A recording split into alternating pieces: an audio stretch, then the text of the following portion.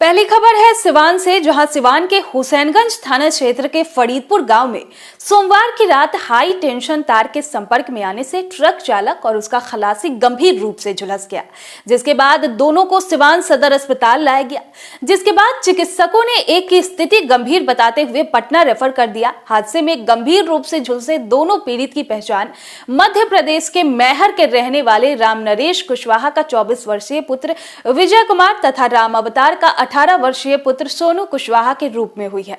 घटना के संबंध में बताया जाता है कि दोनों ट्रक चालक मध्य प्रदेश से ट्रक लेकर सिवान पहुंचे थे।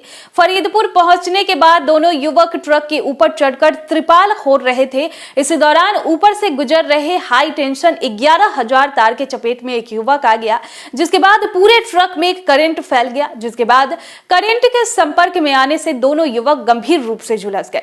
घटना के बाद दोनों को आनन फानन में स्थानीय लोगों की मदद से उठाकर हुसैनगंज सामुदायिक स्वास्थ्य केंद्र में इलाज के लिए लाया गया, जिसके बाद चिकित्सकों ने स्थिति गंभीर बताते हुए दोनों को सदर अस्पताल रेफर कर दिया।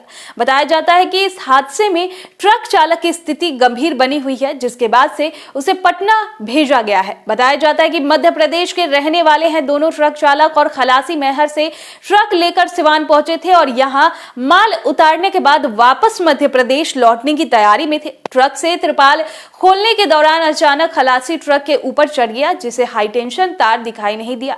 उसके बाद अचानक त्रिपाल खोलते हुए उसका हाथ हाई टेंशन तार के संपर्क में आ गया।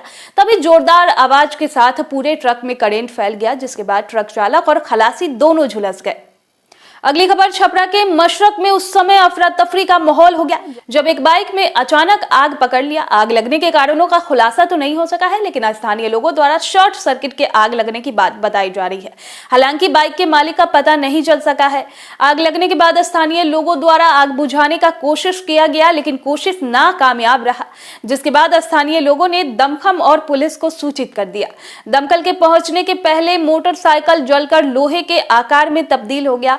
घटना मशरक थाना क्षेत्र के यदू मोड़ का बताया जा रहा है। जलने वाली बाइक हीरो कंपनी की स्प्लेंडर गाड़ी बताई जा रही है। अगलगी के बारे में स्थानीय लोगों ने बताया कि शीतलपुर सिवान मुख्य मार्ग पर मशरक के यदू मोड़ पार्क बाइक के धुआं निकलते हुए देखा गया। जब तक लोग कुछ समझ पाते, लपेट तेज हो गई और देखते ही देखते पूरे बाइक में आग लग गई। स्थानीय लोगों द्वारा आग बुझाने का कोशिश किया गया, लेकिन सारी कोशिश नाकाम रही। लोगों द्वारा स्थानीय पुलिस और दमकल को सूचना दिया गया। फायर ब्रिगेड के आने से पहले ही गाड़ी जलकर राख हो गई। घटनास्थल पर पहुंची पुलिस गाड़ी को जब्त कर थाने लेकर चली गई। अगली खबर बिहार में जाति आधारित गणना की टाइमलाइन बढ़ा दी गई है। अब मई 2023 तक जातीय गणना का काम पूरा होगा। मुख्यमंत्री नीतीश कुमार की अध्यक्षता में मंगलवार को हुई बैठक में यह फैसला लिया गया। पहले फरवरी 2023 तक जाति आधारित गणना का काम पूरा करने का लक्ष्य रखा गया था।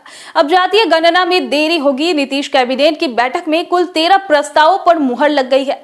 बिहार में पिछले साल जून में सर्वदलीय बैठक के अंदर जातीय गणना कराने का फैसला लिया गया था। इसके बाद इस साल 2 जून को कैबिनेट ने जातीय गणना कराने की मंजूरी दी। यह गणना 2 चरणों में पूरा की जाएगी। पहले फरवरी 2023 तक जातीय गणना पूरी कराने का लक्ष्य रखा गया था, मगर अब इसकी अवधि 3 महीने आगे बढ़ाकर मई 2023 तक कर दिया गया है। पिछले दिनों जातीय गणना में हो रही देरी पर विपक्षी दल बीजेपी ने भी निशाना साधा था। पूर्व डिप्टी सीएम सुशील मोदी ने आरोप लगाया था कि नीतीश कुमार के नेतृत्व वाली महागठबंधन सरकार जातीय गणना शुरू करने के प्रति गंभीर नहीं है। कैबिनेट की मंजूरी मिलने के 6 महीने बाद भी इस पर काम शुरू नहीं हो पाया। तो अगली खबर, बिहार की नीतीश सरकार ने 5वें और 6ठे वेतन आयोग पर काम कर रहे सरकारी कर्मचारियों को डीए बढ़ोतरी का तोहफा दिया है। इस कर्मचारियों और पेंशन भोगियों का महंगा ही भत्ता 15% तक बढ़ाई गई है। मुख्यमंत्री नीतीश कुमार की अध्यक्षता में हुई राज्य कैबिनेट की बैठक में मंगलवार को यह फैसला लिया गया।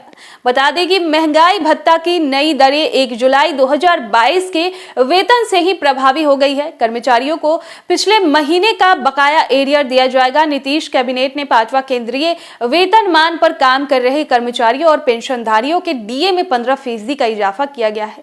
इनका महंगाई भत्ता 381% से बढ़कर 396% कर दिया गया है। इसके साथ ही छठे केंद्रीय वेतनमान पर काम कर रहे राज्य कर्मचारियों और पेंशन भोगियों के डीए में भी 9% की बढ़ोतरी की गई है। इनका महंगाई भत्ता 203% से बढ़ाकर 212% कर दिया गया है। राज्य कैबिनेट की मंगलवार को हुई बैठक में कुल 13 एजेंडों पर मुहर लगी। नीतीश कैबिनेट ने शराबबंदी को प्रभावी ढंग से लागू करने के लिए बिहार राज्य आकस्मिकता निधि से 25 करोड़ रुपए की राशि जारी करने की मंजूरी दी। इसके अलावा जाति आधारित गणना पूरी करने की अवधि फरवरी 2023 से बढ़ाकर मई 2023 कर दी है।